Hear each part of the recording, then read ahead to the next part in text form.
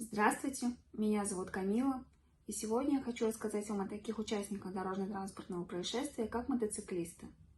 Гражданская ответственность мотоциклистов должна быть застрахована так же, как и гражданская ответственность автомобилистов, то есть по полису ОСАГО.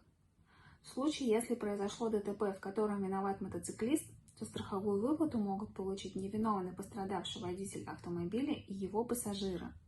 В случае, если в ДТП виноват автомобилист, то страховую выплату вправе получить невиновный водитель мотоцикла, а также пострадавшие пассажиры, находившиеся в автомобиле.